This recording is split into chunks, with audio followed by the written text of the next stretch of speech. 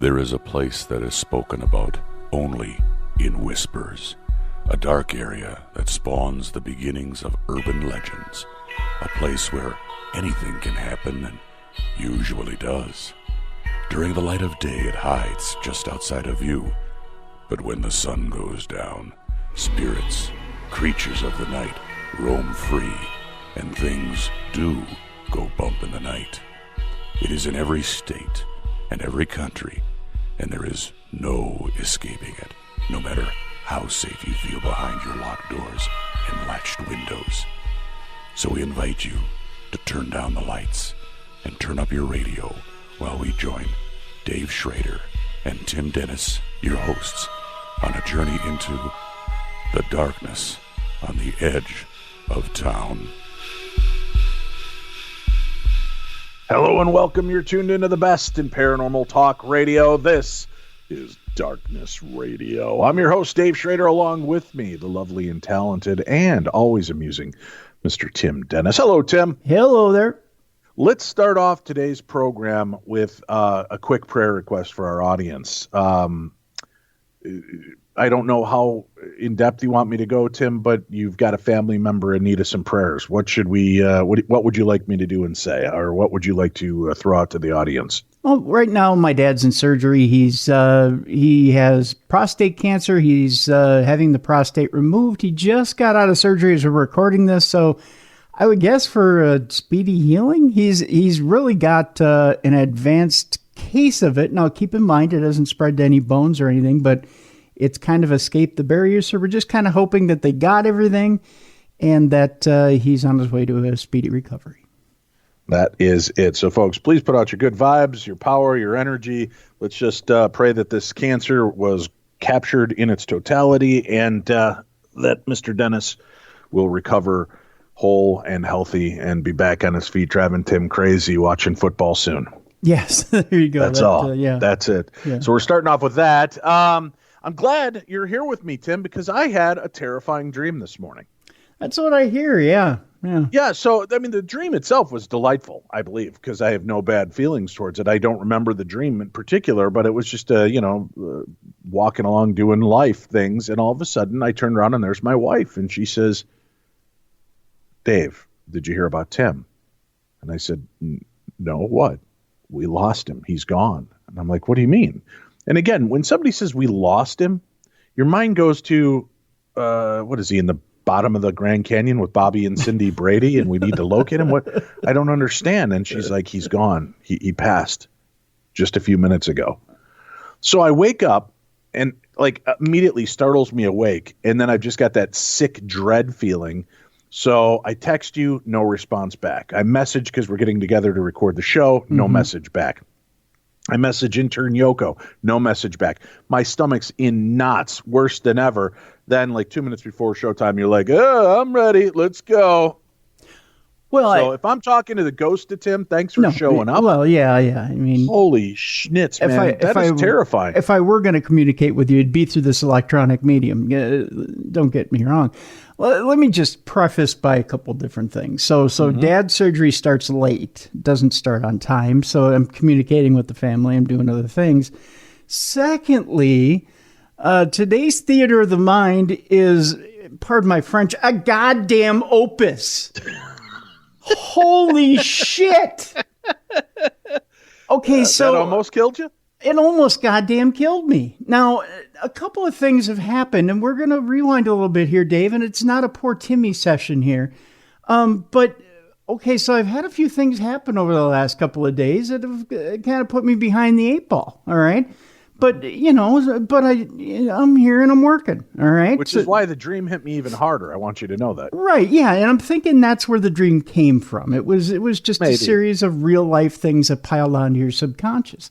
Yeah. So I had a foot doctor appointment yesterday, okay? And I did have an online Zoom seminar with my pain clinic that put me behind too. So I didn't get started on it, and I had an emergency room visit the night before, which took my entire night. So really, I didn't get until last night to start on Theater of the Mind. So, but even then, it took me almost, what was it, 7.5 to almost 8 hours to produce Theater of the Mind last night.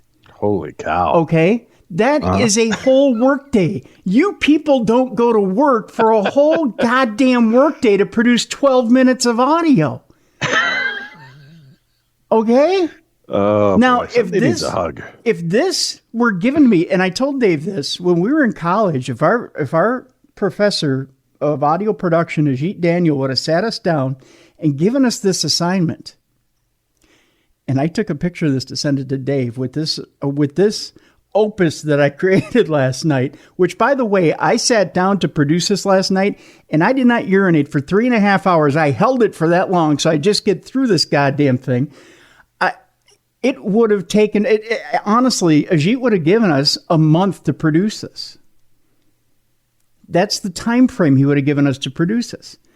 7.5 hours. Just shows that they're wrong. It doesn't take that long. You can do these jobs a lot quicker. So there you go. You don't need a month, folks. You need 7.5 hours. Boom. And so the next person that says, oh yeah, you just throw some music in there, you slap some sound effects in there, it's just done. I am going to slap the holy shit out of that person. Wow. Somebody's just got rage issues That's today. what I'm going to do. Wow. Because it ain't just throwing little sound effects in there, throw a little music in there, it's all done. It ain't that at all. Wow. So here's what we're going to ask, folks. What Timmy's getting to, the long and short of it is, we're getting your messages. Thank you. And as I said, if you could try to keep the stories to about 2, maybe 3 pages at most as a narrative, that's better. That helps us. I love some of your stories. I'm editing them as much as I can. Sometimes you guys will go off on it. You're telling us this, okay, it's going to be a cabin in the woods story, but you're talking about how you're making your peanut butter and jelly sandwich, and you went to go get a glass of milk from the refrigerator, but realized you're out of milk. Things that have nothing to do with the meat of the story. Just kind of read it, and a little bit of reference is important, unless, of course, later Bigfoot is about to choke you out. The only thing that saves you is that peanut butter and jelly sandwich. If it ties in, great. But if it really doesn't fit the rest of it, you don't need to flesh it out to make it longer, because some of your stories are like 5 to 7 pages long. Yeah. So we're trying to edit them down as best we can. So if you've got a good story to share, and you could pare it down to a good narrative in about 2 pages, 2.5, 3 pages at the most, those will be the easiest for us to work with. I will still take the ones that have already been sent to me, unless you want to take the story you've already sent to me and chop it down and send it back to me and say, here, I've edited it. That's something you can do as well. Otherwise, I'm just going to take my my red pen to it and chop and bring the story to life our way. So I hope that is cool for you. Keep sending your stories, though. We love them. Yes. Love sharing your stories. So we have a brand new Theater of the Mind. And don't get me wrong, I enjoy creatively putting these together. It does spark the old creative juices. I just don't want to spark the creative juices for 12 hours. That's 12 hours that I take away from potentially putting more archive episodes up. I'd like to do that this year. Yeah. But we'll keep those Theater of the Minds coming. All right, let's get to it. We've got some emails to answer. We've got some we've got some stories to share. Dave, good day. First, I listened to your Darkness Radio podcast, and I remember your voice because you hosted Coast to Coast AM. Since I started listening to your podcast on iTunes, you're one of my favorite shows. So that is how we learned about the Holzer files. I got the show via Amazon and streamed it, but stopped at season 2. Well, we got DiscoveryPlus, and we're very happy. My husband and I watch. I've always been interested in the paranormal, in unexplainable. I have had experiences while I was a child, and I could perceive and sense things while I was younger. I didn't grow and nurture that gift, so I think it's lost. I, however, continue to experience serendipities, coincidences, etc. I've always had someone, probably my guardian angel, that warned me about negative outcomes or warned me not to go on a path not favorable. It may not be anything supernatural, but I listen to that voice that tells us to be good.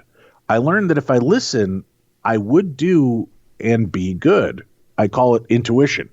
So all of that to say thank you for your wonderful shows. You and Tim are amazing. Your podcast and the Holzer Files are fantastic, and your contributions to Coast. I want to also say thank you to Shane, Cindy, and Tim from your podcast and all the rest of your teams. Thank you. That comes from Carmen Jennings. P.S. What is it with Shane and haunted basements?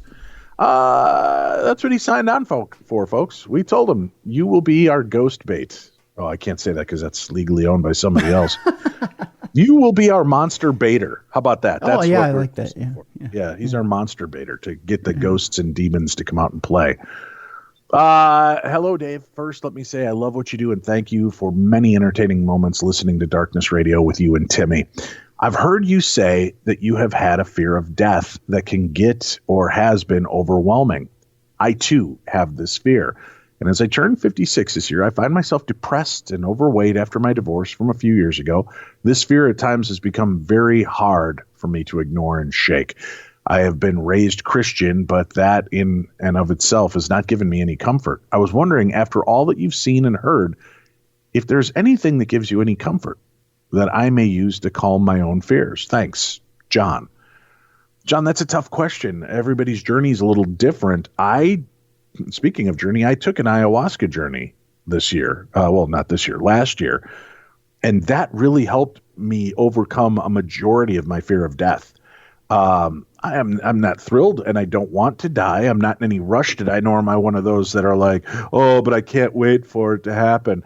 I'm not one of those people either. And trust me, as I am about to approach my, 54th birthday this year, I too have many nights of laying there going, oh, when you think, oh, well, there's still 20 years. 20 years sounds like a lot till you start boiling it down to, that's just 20 more Christmases.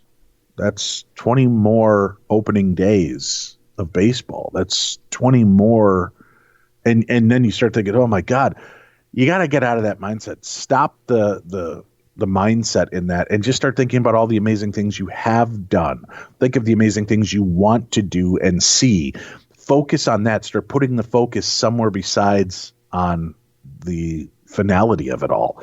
And that's kind of what digs me out of those holes. There are still nights. It's not easy. I'm not lying to you. It's not easy. But there are still nights that I lay there flipping and flopping because of that. But you know what? Taking an ayahuasca journey, finding a good practitioner. And if you want to email me again, John, because you have an interest in that, I can connect you with GK, who helped me with my journey, and she can help connect you with somebody probably in your area that could facilitate that for you. Man, it's life-altering. And if you haven't heard that episode, John, you can go back into the archives of Darkness Radio last year. I can't remember what month it was, Tim. Was it like April, May, something like that? I'm not sure. Maybe even earlier. Yeah. Might have been like in January, February, because I think it was before the COVID outbreak.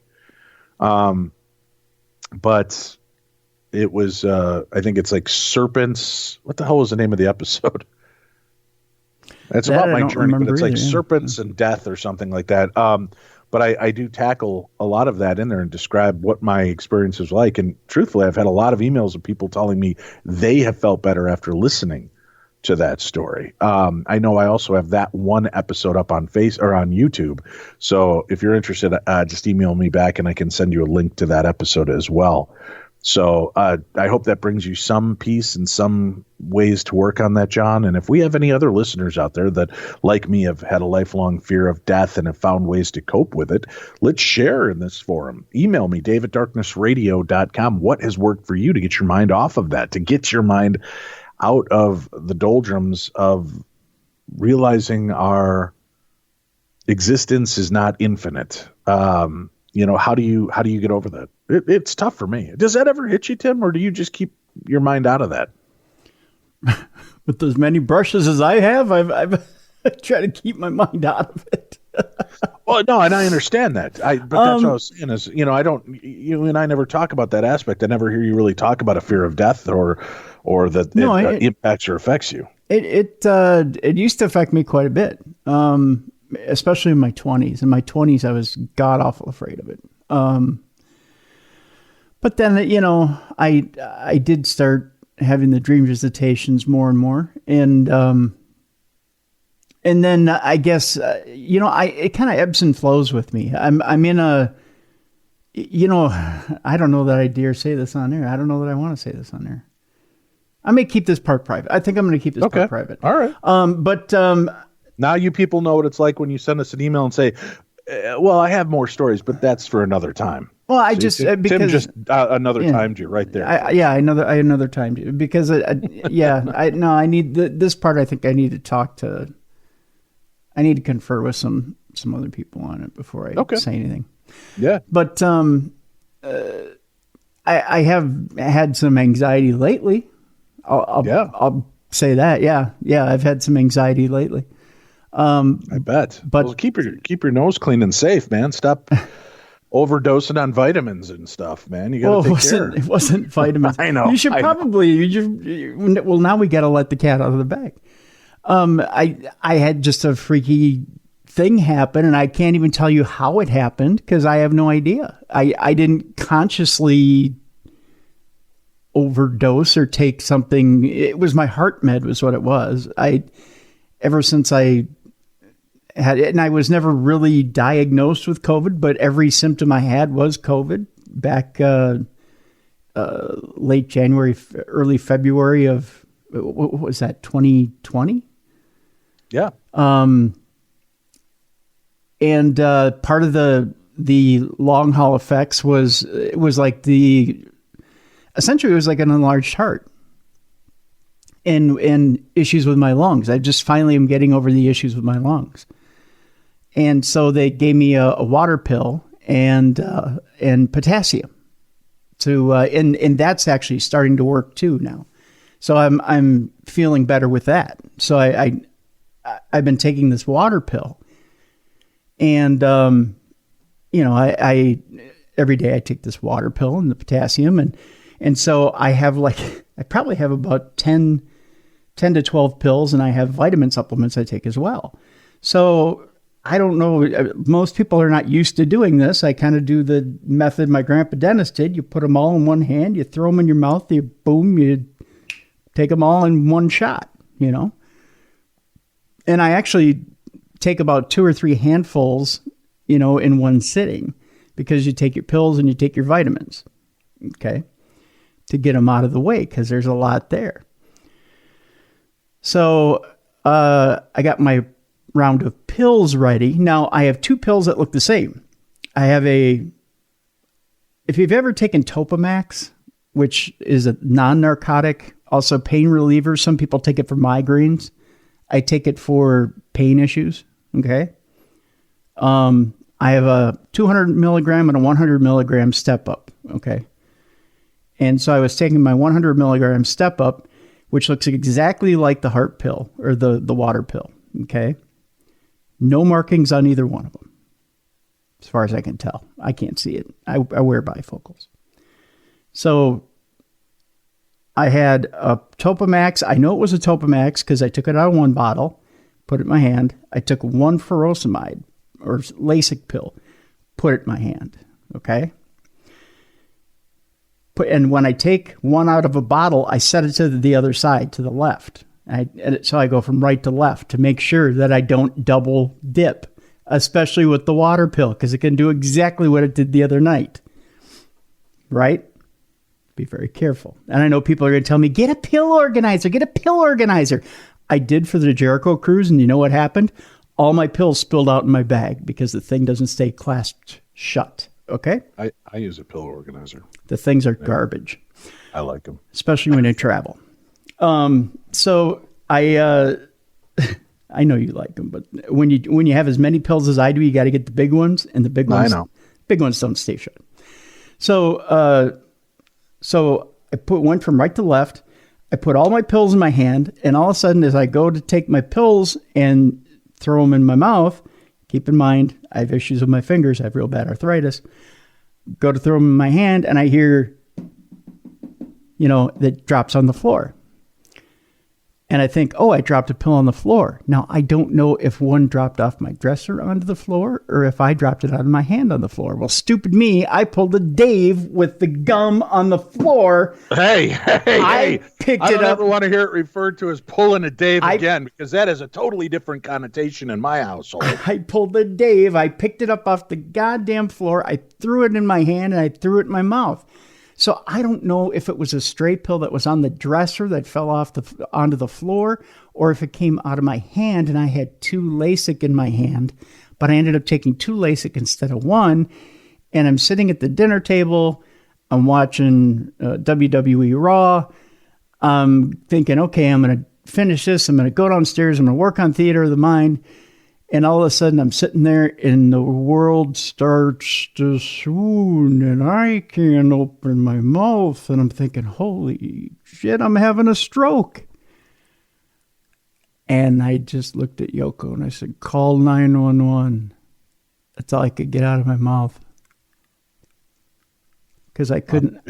Yeah, I just couldn't. I was having a hard time thinking. I was having a hard time talking. And I said, get the blood pressure cuff. And I took my blood pressure, and it was something like 220 over 140. And I thought, oh God, this is it. My brain's blowing out. And that's crazy. Now you know, folks, why I had that horrible dream this morning. But it was so taking me out of my dream for that moment was weird, dude. And so, but I got to thank the EMTs. The EMTs were at my place in 3 minutes. And one of them, God bless him, I'm trying to remember his name because I was in such a bad state, but he listens to Darkness Radio. Nice. And he's a huge fan of the show. And he's a huge wrestling fan too. So we were talking wrestling on the way to into the hospital. As much as I could talk. I was even trying to remember. I was having such a hard time remembering what formats we were on. We're on Stitcher. I was having a hard time saying Stitcher. Yes. Yeah, I was in bad shape. But I couldn't even promote the show. That's how bad I was. Yeah. So it was scary, but I mean, I got through it. It got through my system. Believe it or not, LASIK gets through your system when you don't OD on it. It gets through your system in about 2 hours. But you know what? You sure do pee. I peed about, I had peed before I went to the hospital. And when I got to the hospital, I let out about 22 ounces. Yeah. Welcome to Too Much Information Theater with your host, Tim Dennis. Just thought I'd let you know, that you can fill a whole soda bottle. Part we could have probably left out of the story, but I get you. Yeah. Well, I'm glad you're still alive. That's the upside. Just take better care. Oh, yeah. No, maybe it's time we get you a Darkness Radio nurse to hand you each pill individually. Hey, I'll take that. All right. Yeah. Let's go. I got another quick email. Hi, Dave and Tim. Hiya. I thought Bob Dole passed away a few years ago. No. Just curious if other people contacted you about this. A fan in Philadelphia that comes from Natalie. You know, I can see where you would think that, and I know where you're coming from. I know exactly the point where you're coming from. He did have a health scare. It was a real bad health scare where he was knocking on heaven's door, Dave, but he did not pass away. Who was the one who just recently passed away? I thought died too recently. I don't know. There was somebody too recently. Yeah, I don't know. I did think Bob Dole died. I'm going to be honest with you. I think that was just his political ambitions, though, that died. Oh, God, no, I'm going to be honest with you. The man is a World War II vet. I know. That's what I'm saying. I thought he died. The fact that he's still alive is impressive. It's a sad thing to say because I remember when my grandpa Lasker was in his last days, my doctor and his doctor, Dr. Katz, and I'm not talking about the cartoon psychologist, once he said to me, and my grandpa Lasker lived to a ripe old age in his 90s, said as he was passing away from brain cancer, he said, something eventually gets us all. at the ripe old age. And God bless Senator Dole. It's, he's 97. So something does eventually get us all at a ripe old age. Maybe not. Maybe we find out he is Thor, God of Thunder, and is immortal. Well, there's that. He's hidden in his Don Blake uniform. Yeah.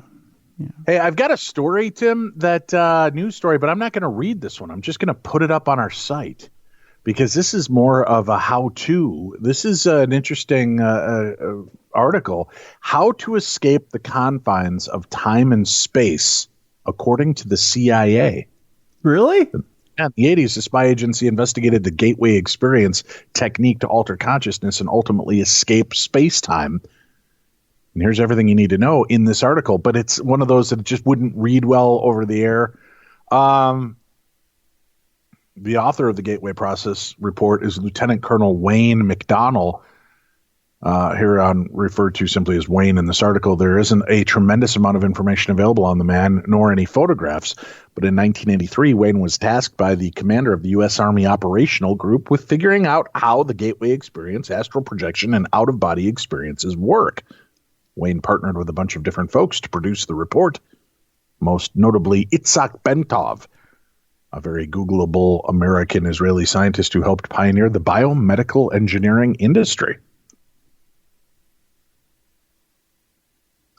So that article is up. It'll be probably the top article. Just go to darknessradio.com, click on the news tab, and you'll find this article there. So I just want to make that mention up front that you can find it. Let's dive into some of the other news that we have to share. We mentioned this on True Crime Tuesday yesterday, but it's a story so good I had to share it here as well.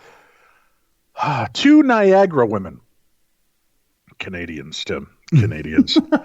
Two Niagara women who kept the decomposing body of a man in a Thorold home for 4 years were planning to resurrect the deceased as part of a prophecy. That's what the court heard this past Monday.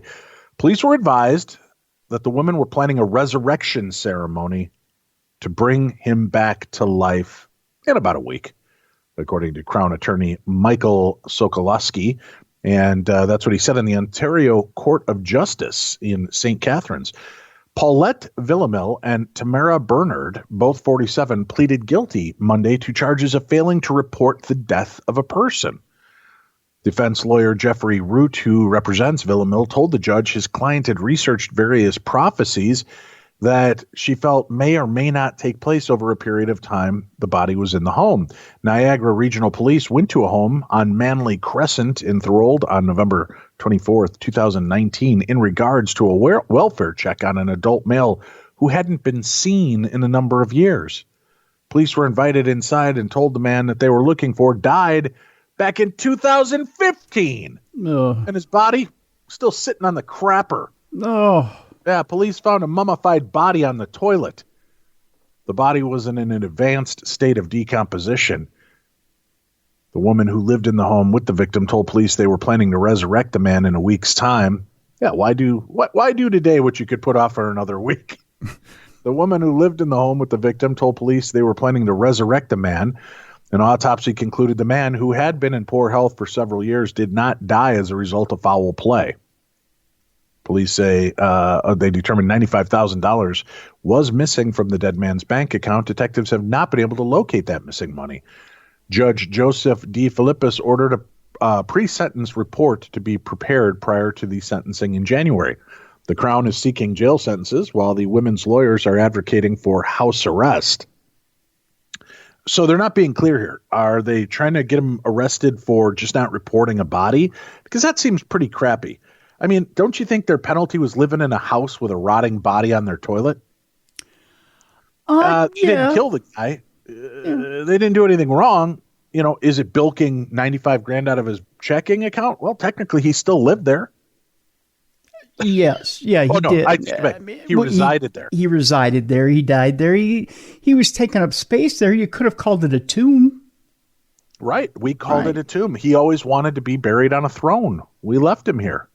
I don't know. That's disgusting. How would you like, if resurrection was a real deal, Tim, how would you like your last memory on earth being sitting on the pooper going, oh God, and then your first memory coming back is, oh God, I'm still here. 5 years later, still shitting on the sitter or sitting on the shitter, Tim, whichever. It works both ways. Well, the second memory being, is that smell what I left in the toilet, or is that me? Right. Oh, my God. Yeah. That stench has got to be unbearable. But you know what, Dave? That's why the good Lord made Febreze sprays, and they are wonderful. Not that I'm cutting a commercial here, but they can kill anything. Do you think you just tuck in some like potpourri into the mummified corpse as it's decaying to keep it smelling better? Where do you tuck it? I mean, the guy's on the toilet. You don't want to get into that, do you? Yeah. Hey, Tim. Yeah. Good news for some people. What's that? Well, there's a sequel coming out. I'm not sure anybody needs the sequel, but I'm sure there's going to be a lot of happy people. The Nightmare Before Christmas is finally getting a sequel. And no, Pete Davidson is not involved. I don't know what that means. The Jack Skellington looking guy. Yeah, I know who he is. Talented, unattractive, no good hoodlum in my book. But with that said, I did see a movie that I really liked him in recently. Anyway, Disney Publishing has hired Shay Earnshaw, The Wicked Deep in Winterwood, to pen a young adult novel set after the 1993 movie. The new story, which is currently untitled, is told from Sally's point of view and begins sometime after her first kiss with Jack Skellington on Spiral Hill, with the two now married. A new adventure begins for Sally when she accidentally sets a Halloween Town villain free. The villain puts Jack, Halloween Town, and the other holiday-themed towns in the film's universe, including at least one that fans have never seen before, in danger. Oh my God, is Kwanzaa Town in danger, Tim? It could be. Or is it St. Patrick's Day Town? Bunch of drunken Easter Town. The new book, I think there was an Easter Town. There was a door with an egg on it. Yeah. Yeah. This new book, written from the point of Sally, takes place shortly after the movie ends. It's the yet-to-be-told love story of Sally and Jack, but it's also a coming-of-age story for Sally as we see her navigate her new royal title as the Pumpkin Queen of Halloween Town. Earnshaw explains in a Disney Q&A run by IO9, it will hopefully give fans a long-awaited second dose of Sally, Jack, and all the familiar residents of Halloween Town while introducing a new cast of grim, strange characters that I hope readers will love. While the book uses Sally's point of view, and Earnshaw sees it as an opportunity to give Sally the same depth of character that Jack got in the film, one of the core themes in The Nightmare Before Christmas was Jack's struggle to understand his identity. He had grown tired of being the Pumpkin King, and his longing for something more, he plotted to take over Christmas. And in this book, I really wanted to explore Sally's identity and better understand not only who she is, now that she's fallen in love with Jack and taken on the role of the Pumpkin Queen, but also understand how her past has affected her present desires, doubts, and dreams. What does a ragdoll truly want out of life? What is she afraid of? And now, how much is she willing to risk to save those she loves? As we will learn in the book, she's willing to risk quite a lot. Sally is one of the most compelling and also richly layered characters I've ever written, and it's an honor to get to tell her story. Fans can follow Sally's story when Earnshaw's The New Nightmare Before Christmas YA novel debuts in July of 2020. So I wonder if they're going to short run it into a movie then. If the book is good, but can you really do Nightmare Before Christmas sequel without Tim Burton? Because I got to be honest, I'm not a huge Tim Burton fan. Mm-hmm. I think, I liked Edward Scissorhands. I liked Ed Wood. I liked Nightmare Before Christmas, but I can't say that his movies are fantastic. There's been a couple. He's kind of like M. Night Shyamalan Ding Dong. Yeah. I've dug 2 or 3 of his flicks, and the rest were kind of like, meh, all right. I get it. He's quirky. He's unique. He's different. I did like Batman. The first Batman movie he did was awesome. Mm-hmm. Still remember that to this day. And Winona going to that little theater to go see it on late night showing of it. I loved the way he did it. And I'm a Batman purist, and I didn't mind that he had altered the universe, but I really liked that whole story. But yeah, I don't know. I get a lot of people probably already hammering at the keyboard telling me what a dick I am for not liking Tim Burton, but I just, it just seems like he's always telling the same story. I got 2 words for you. Disney Plus. Yeah. That's where it's going. That's where it's going to go? Yep. All right, a paranormal investigator is sharing evidence of ghosts, Tim. Ghosts? Yeah, students became immersed in the world of paranormal beings at a virtual event titled Ghosts with Chris Fleming that took place on February 19th. Does that name sound familiar to you, Tim? I've never heard of the guy. No. Well, he's hosted shows like Dead Famous, Help My House is Haunted, Psychic Kids. He's also been on Ghost Adventures Live at the Trans-Allegheny Lunatic Asylum. He's been on Ghost Hunters. He has been on Paranormal Challenge. And just filmed the new special, I've been told. So he's, the guy's out there. He's certainly familiar with many of our people are familiar with him. Fleming is a Chicago native and world-renowned medium, counselor, researcher, and paranormal investigator who has almost 50 years of experience, which is crazy because he's 49 years old. Wow. No, 53. Oh, okay. Fleming showed the audience evidence of ghosts he has collected since he was a little kid. He doesn't like the term ghost hunter, though, Fleming said, referring to the term, because I do so much more than that. I'm a paranormal investigator, I'm a counselor, and I'm a researcher in this field, working with some top minds in our discoveries and what we know.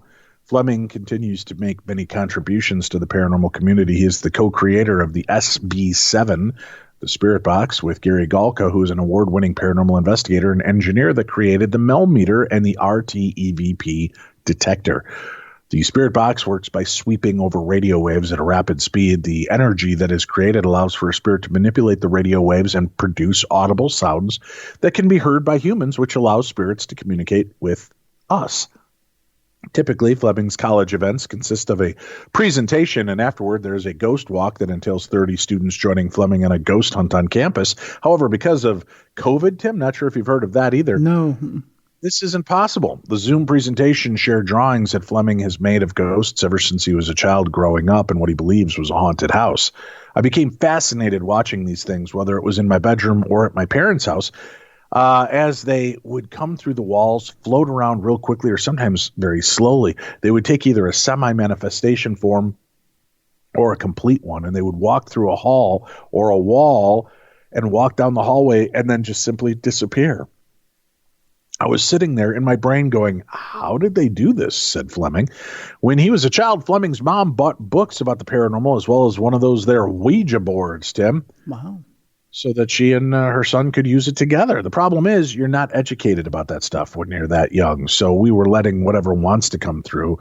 We were giving it permission. And that was the worst thing we could have done. Because of that, we started having negative things happen in my house, said Fleming.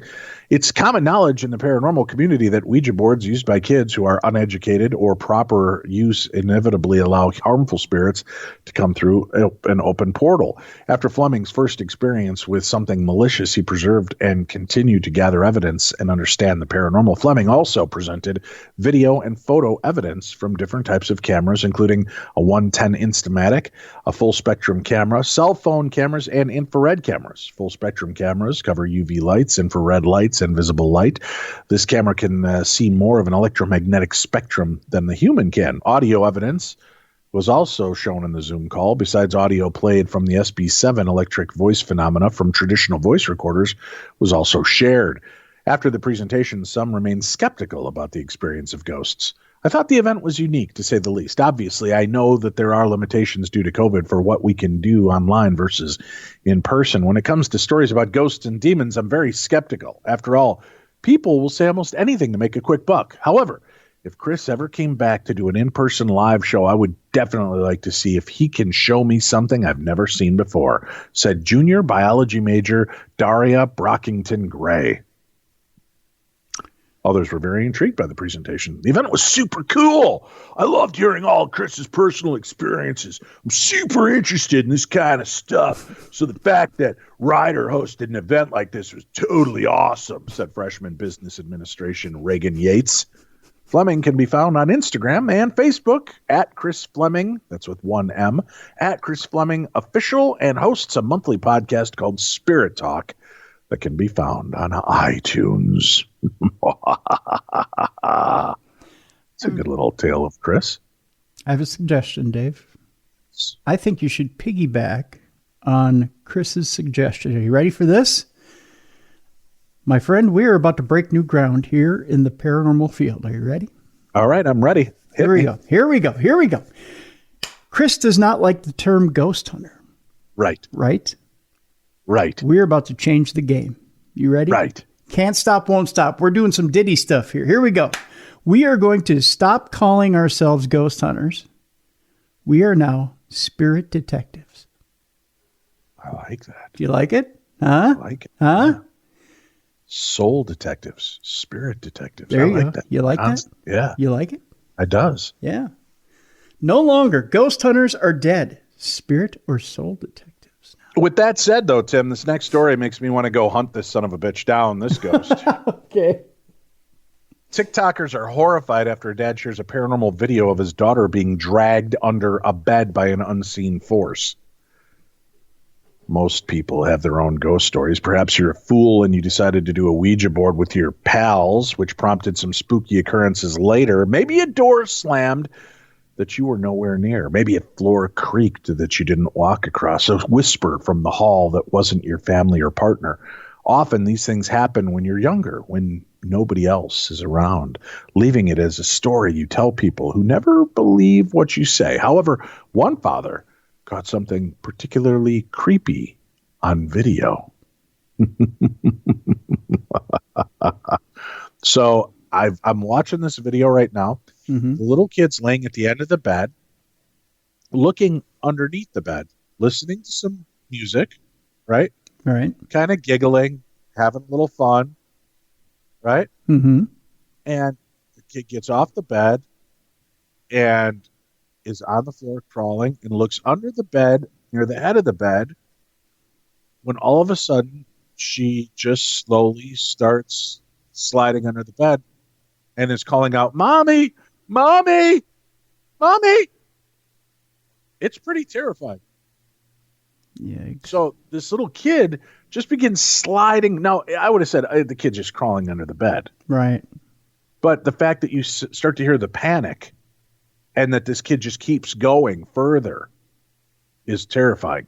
In the TikTok video shared by Josh Dean, at Josh Dean 0222, his daughter can be seen moving about her bed. The toddler eventually gets off the bed and music starts playing, moving onto the floor and appearing to peer underneath. Soon she starts moving under the bed, but not necessarily in a crawling motion. Then she starts crying out, "Mommy!" repeatedly as she begins being dragged slowly under the bed. Yes, folks, the video clip is up at darknessradio.com under the news tab.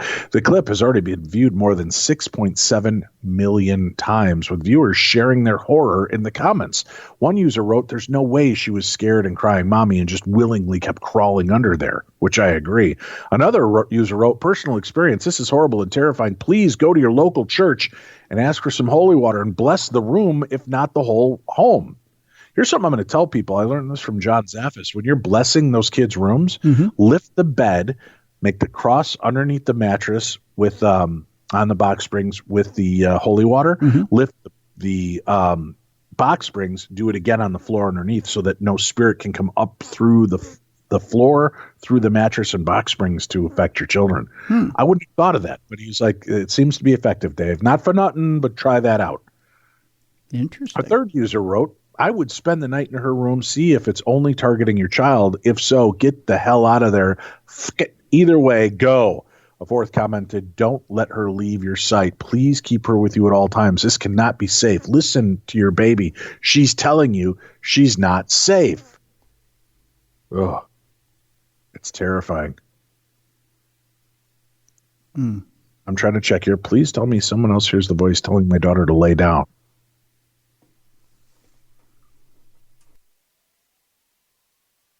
Oh, that was weird. The minute this little girl walked in the room, you hear a voice go, "Lay down!" Oh, gosh. And then she's freaking out. It's another video.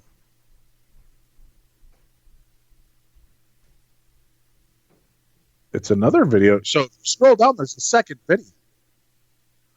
Ooh, others have been more skeptical, speculating that Otter was crawling under the bed to get a toy and couldn't work out how to get it out, which made her upset.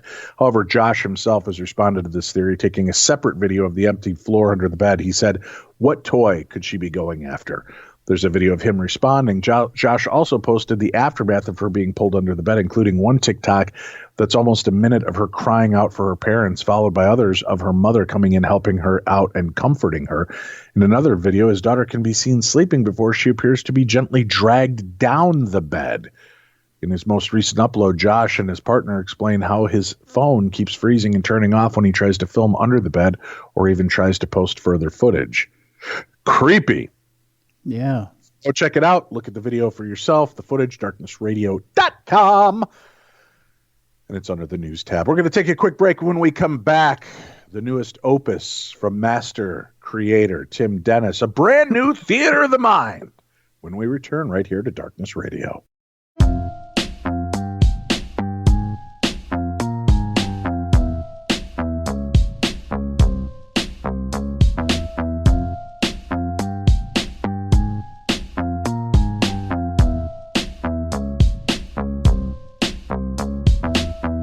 Welcome back to the program. This is one of our favorite parts of the show, Theater of the Mind. These are your stories read in a dramatic fashion. Almost, I don't know, Sir Laurence Olivier-esque, I would say, in the way that they're delivered. And then Tim just slaps in some music and little sound effects here and there. Takes him a few minutes from what I've been told. Oh, don't you even. Not even close to the almost 12 minutes it took me to record the entire thing myself. In one take, I'll have you know. Anyway, you wanted it. You asked for it. Tim put it together. 7.5 hours of entertaining fun for Tim, boiled down to just 12 minutes for you. Ladies and gentlemen, please enjoy the new Theater of the Mind. Today's Theater of the Mind, The Screaming Skull, a real-life experience by John Preston. Growing up in Montana, I would love to explore with my grandpa. We would venture out to remote locations to walk, take in the scenery, and see what mysteries we might uncover. Well, one time around 1978, we decided to do a camping trip and visit a location that had rich history and beautiful views. We arrived and parked and walked the long gravel pathway through the woods. It was a gorgeous day. Birds were singing. The gentle sway of a summer breeze blew gently to my back as we made our way to what would soon be our campsite. Finally, we found a suitable location and my grandpa set about to set up the tent. He handed me a small folding military shovel and sent me to go dig a shitter, as he called it, so we would have a place to relieve ourselves. I dug a small hole and decided to christen it. I turned around and peed into the hole, and as the urine struck the bottom of the hole, I noticed something revealing itself through the loosened dirt. At first, I thought it was a rock, but as I looked more intently at it, I noticed it looked a lot like a skull. I called my grandpa over excitedly. "Grandpa, come here, you've got to see this!" I shouted. He made his way to me and I explained what had happened. He took the shovel and carefully removed the loosened dirt around it. And sure enough, we had uncovered a human skull. We removed the skull and then splashed it with some water from his canteen to wash away my urine and get a better look at it. We walked down to the campsite and Grandpa told me about the area and its place in history, and that the Native Americans that lived in that area were most likely the Cheyenne. He told me about the way they were treated and how these lands had all once been tribal land, so we may have just stumbled onto an old burial ground. I was super excited at our find and asked my grandpa if we could keep it. He said he didn't see any harm in it and joked that it was no longer being used anyway. Now, I promise you, he wasn't racist and he meant no disrespect. He was just kidding around and trying to keep things light. We enjoyed our overnight stay and it went along pretty uneventfully, with the exception of one weird detail. That night, the woods were quiet. I mean, deathly quiet. Not a cricket chirp, frog croak, or owl call could be heard. I don't even recall hearing the wind at night blowing against our tent. Satisfied at our outing and excited to get home to find a place to display my new treasure, we set back out along the gravel path until we got to the car, placed our items in the trunk, and we were off for the long drive home. Grandpa filled me in on more of the history of the area, the strange things that had been seen in the woods and noises he had heard growing up in that area. I was glad he waited to tell me all that until we were safely away. I don't think I could have slept if I knew all these creepy experiences that have been reported through the years. Ghostly beings seen walking between the trees, shadowy figures everywhere, and even a UFO sighting that occurred and was pretty famous in that area. Grandpa dropped me off at home and handed me the small sack containing the skull. "Treat this with respect now," he informed me before tousling my hair and setting me off. I got in, removed the skull from the paper bag, and I set it on my desk. I just stared at it for what seemed like minutes. But when I glanced at the clock, I soon realized it had been almost 45 minutes. I exited the room and went to the restroom. When I returned, the skull was back inside the paper sack. I was confused. Did I put it back in the bag before I left? I didn't remember doing that, but didn't think twice about it. I removed it again and set it on my desk, and then I left the room to go raid my sister's makeup kit. I came back into the room with a few tubes of lipstick as I planned on putting some war paint on the skull before displaying it. When I entered the room, I found the skull was again back in the paper sack sitting on my desk. Maybe Mom had come in and saw it and put it in there, I assured myself. I removed the skull for the third time from that paper sack and set it on my desk. I took out the tubes of lipstick and painted some lines on the skull like ones I had seen on Native Americans in movies. Once I got it just right, I placed the skull on my shelf and hurried back to my sister's room to put the tubes of lipstick back and laughed to myself that she would have no idea that the next time she put on lipstick, it would have been recently used on an old, creepy skull that I had peed on. When I came back to my room, my door was now shut. I reached for the handle and I wiggled it to open, and to my surprise, it wouldn't. How did it get closed and locked, I wondered, as I shook the door vigorously, hoping it would give way and let me in. But it didn't. Then I saw the handle rattle, as if someone in the room was holding it and shaking the knob back and forth. At this point, I began to suspect that maybe my sister was the one playing this joke, so I called out to her, "Come on, Haley, let me in." But there was no response. I reached for the knob again, and it refused to move. I let go and called out, "Haley, quit being stupid, open the door."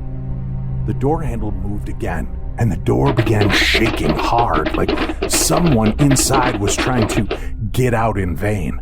I yelled one more time, "Come on, Haley, let me in." At that moment, I heard the front door open and then shut. Footsteps up the hall and around the corner. And to my horror, it was Haley. I looked back at the door in utter shock, then slowly back at Haley. I told her I had somehow gotten locked out of my room. She called me an idiot and started to laugh at me when the door began to violently pound. The noise was coming from inside my room. Haley jumped back and screeched, "You're such an idiot. Which one of your stupid friends is in there?" she asked. "None," I replied. She shot me a dirty glance as the door kept shaking. She reached her hand out and touched the knob. The moment she did, the shaking and banging stopped. She grabbed the knob and turned it effortlessly. The door opened and swung wide open. Haley marched in and screamed out, "Which one of you little jerks are in here?" But there was no response. She checked my room, and there was, in fact, no one in there. She was mad at this point, thinking I was playing a trick on her, and she marched to her room and slammed the door. I sat there looking around my room, trying to figure out what had happened, but I couldn't find a rational explanation. Later that night, I settled in for bed, and before turning off my desk lamp, I looked at my newly acquired collectible and said, "Good night, Chief." And with that, I switched off the desk lamp and crossed the room to my bed when I heard the click of the desk lamp again, and my room lit up. I turned and was somewhat baffled. Maybe I hadn't turned the switch all the way. That had to be it. So I headed back to the desk, and as I got halfway there, the light turned off by itself. I fumbled my way for the last few feet to the desk and for that lamp. That's when I felt a cold hand on my desk next to the lamp. I pulled back in horror. "God damn it, Haley, stop trying to scare me," I yelped. There was no response. I reached out again and clicked the switch, and the room lit up. There was no one there. I figured I would just leave the light on, as I was quite understandably unnerved by what had just happened. I climbed into bed quickly and pulled the covers up to my chin. I laid there staring at that skull as it turned and stared back at me with its creepy, empty eye sockets. I lay there staring at it for an eternity when the desk light switched off again. Then my room was filled with the loud, guttural scream of a large man that sounded like he was on fire or in extreme pain. I screamed back, terrified. The loud, creepy scream stopped as my dad threw open the front door and flipped my light on. "What the hell are you doing? What was that scream?" he cried out. Just then, the overhead bulb burst and rained down a few small sparks. My dad grumbled, "What the hell?" He reached over to my desk and turned on my desk lamp, then looked up to assess the damage from the overhead bulb. "Keep it down in here. People are trying to sleep," he insisted before switching off the desk lamp and slamming my bedroom door in disgust. All was quiet again. My room lit by the desk lamp, by blankets up over my head, and then I could hear them. Heavy footsteps walking around my bed. I just squeezed my eyes closed and whimpered. This night lasted forever. Then at around 4 a.m., the light switched off again, and I heard a loud, guttural yelp again coming from the desk. And then all went silent. Like real silent. I eventually fell asleep, exhausted, terrified, and confused. When I woke in the morning, the skull was again inside the paper bag, sitting on my desk. I called my grandpa and told him what had happened, when he assured me everything would be okay. He came to pick me up and asked me to bring the skull, which of course I was more than happy to do. We drove back out to the remote area. My grandpa and I exited the car, grabbed the bag and the folding shovel, and went back to where we had found it. My grandpa dug a hole close by the original and removed the skull from the bag so that he could place it in the freshly dug grave. He looked at it and said, "That was a good idea, removing the makeup. Now we'll put it back and get the hell out of here." I looked at him puzzled. I didn't take off the makeup, I stammered. He slowly spun the skull around and showed me, and sure enough, the makeup war paint was gone. We placed the skull back in the paper sack, then stuck it in the ground, covered it, and my grandpa did a short prayer and asked the spirit to forgive us for taking it from its final resting place.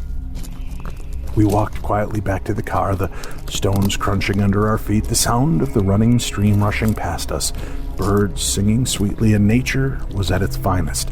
Not at all like that eerie silence we first encountered after finding the skull. Finally, we were ready to put this past us and opened our car doors when I heard my grandpa exclaim, "What the hell?"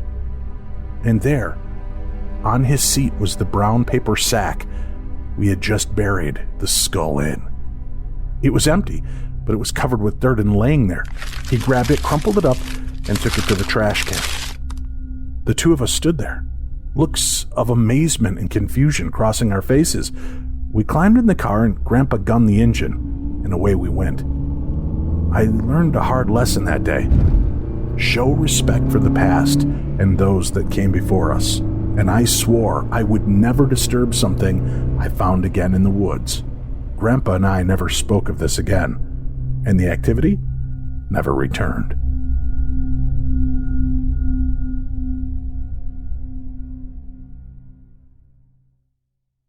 Excellent story. Well done on the sound effects and music that you just slapped in there, Tim. We appreciate that. Yeah. I can speak for all of the viewers and listeners around the world about that.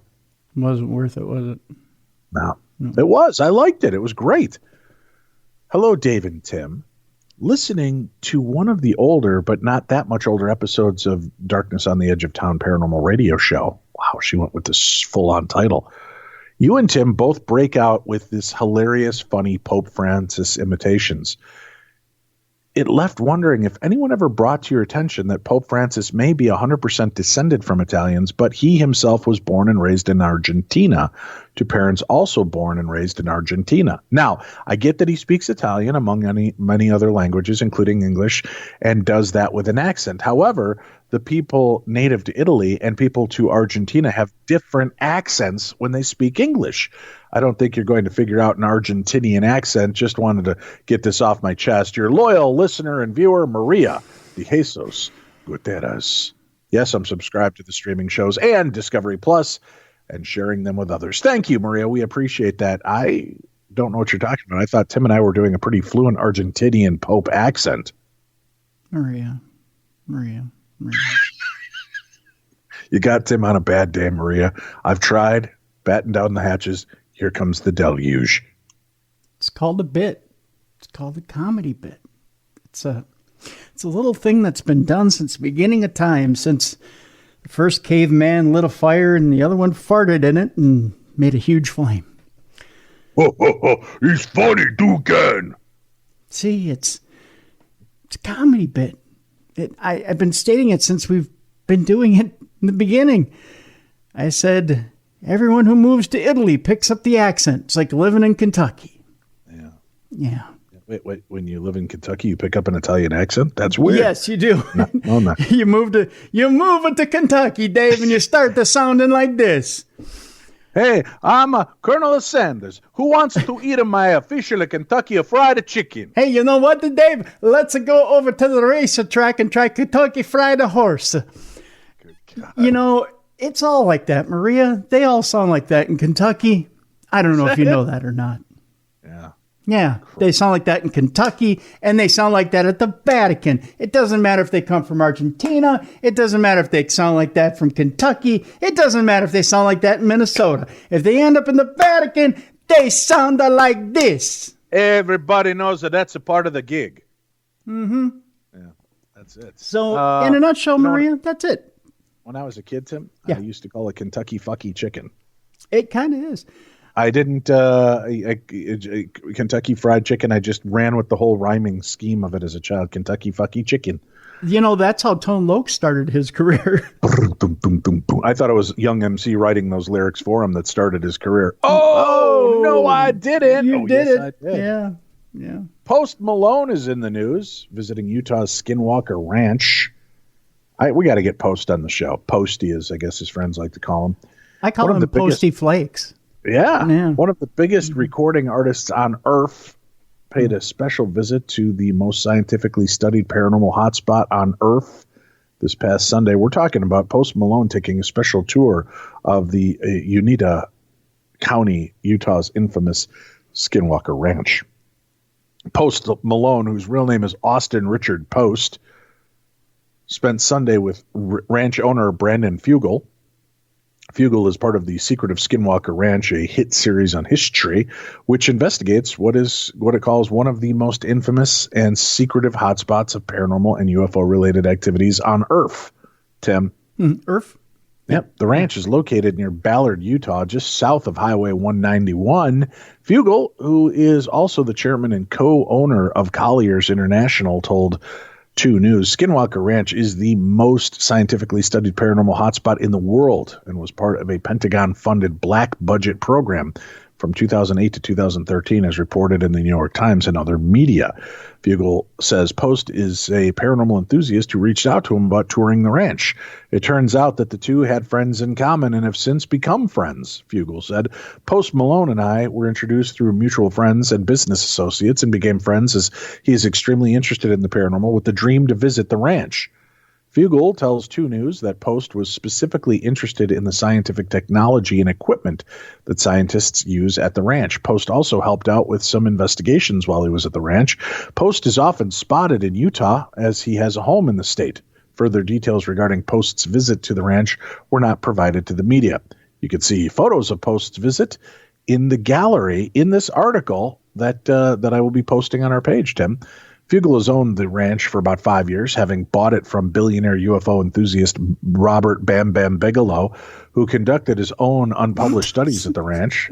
I acquired the ranch from elusive aerospace billionaire Robert Bigelow. out of Nevada nearly 5 years ago and launched my own expanded investigation of the property and the claims of UFO activity, cattle mutilations, orbs, and other high strangeness.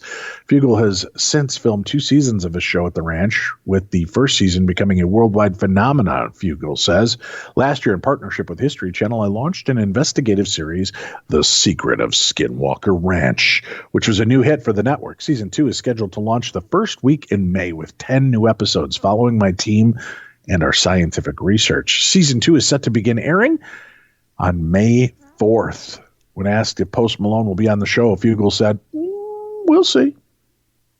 History's description of the secret of Skinwalker Ranch reads, for the first time ever, history is gaining full unprecedented access to one of the most infamous and secretive hotspots on paranormal and UFO-related activities on Earth, Skinwalker Ranch. Anchored by never-before-seen footage of the ranch and what it contains, the series will feature a team of scientists and experts who will conduct a daring and thorough search of this infamous 512-acre property located in Utah's Uinta Basin in an attempt to find out the who, what, and why behind more than 200 years of UFO sightings, bizarre animal mutilations, and paranormal-related mysteries. Utilizing the latest in cutting-edge technology, from lasers and ground-penetrating radar to drone thermography and more, the team will apply hard science. I like it when it's hard, Tim. Yeah. And make shocking discoveries while going further and risking more than anyone has ever done before on the ranch. Beginning in the 1950s, Skinwalker Ranch and the area around it has been referred to as the UFO Alley, where numerous anomalous events and strange activity have received worldwide media attention. Since then, the area has been the site of decades of study, some clandestinely funded by the government. And in 1996, the property was purchased by billionaire businessman and UFO enthusiast Robert Bobby Big Boy Bigelow, who used to conduct his own experiments into the study of the ranch and its otherworldly connections. His findings have never been shared with the public. And 3 years ago, the property was sold to a new owner who's now leading the team and in a new investigation and, for the first time in history, allowing television cameras to document their shocking discoveries. And that article, that press release was released 2 years ago. That's why he said earlier he's owned it for 5 years. The article's saying 3 years. They just are going to release their second season. You do the math, because math hurts my head.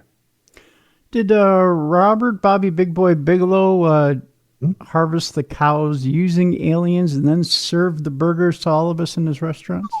I don't know. That'd be an interesting conversation to have, Yeah. right? Would you eat a cow that's been vivisected by aliens? I know it's a clean cut. Wow, that's true. Yeah. Interesting. Mm-hmm. Interesting. We have another child ghost story that's kind of heartbreaking and weird. Although I've listened to it myself, and I ain't hearing it. What I hear is it sounds like somebody's brushing their feet on the floor. But I'm going to put this video up so that people can see it for themselves, because video footage of a spooky child voice calling for help through a haunted mirror is the part of the story. A paranormal investigator has been left spooked after he purchased a mirror from an antique shop in Hinckley and started experiencing strange things in his house. Psychic medium Ian Griffiths managed to capture video of what he believes to be the voice of a young girl haunting a mirror. Mr. Griffiths purchased the mirror from an antique shop in Hinckley, Leicestershire, and was set back by its ghostly presence. He began hearing an unexplained rattling in his home, where he lives alone. He said he never had heard the sound before purchasing the mirror. Mr. Griffiths used the expert equipment to record an electronic voice phenomena known as EVP on an electronic recording. On the video, he can be heard telling the ghosts this is their chance to communicate, and he is convinced you can faintly hear the ghost replying, "You help me. You help me." What I hear is feet on a carpet going, but maybe I'm being cynical. I don't know. He also believes he can see the ghostly presence in the mirror, which he thinks is a child named Allison Marie. Mr. Griffiths told Staffordshire Live, "I bought a mirror that was haunted from an antique shop in Hinckley a few months ago. The child's name is Allison Marie. I got her voice saying her name and her voice saying, 'You can't help me.'" Or cleared it up, it sounds like Mr. Griffiths added that he already knew her name due to his psychic abilities, but he thought her name was Allison Maria, to which she corrected him and said her name is Allison Marie. He said, she's crafty, as she was a bit negative and nasty. I think she put on a nice voice. She wasn't that old, maybe around 9 years old, but you can get older, nasty spirits that pretend to be children or try to be nice. It was definitely spooky at the time. I've done this for nearly 20 years, and this is the only thing that puts me on edge. In 2018, the UK's first haunted antiques paranormal research center opened in a haunted building in Regent Street, Hinckley. The center is run by local paranormal investigator Neil Packer, Tim, not Pecker. Yeah. Two different people. Yep. And assesses objects to see if they're haunted or hold particular attachments. The center features a main exhibition room containing the haunted items which people can pick up and sit in, then record their feelings in the day book to be included in the research. Paranormal investigators think dark spirits or energy prey on vulnerable people.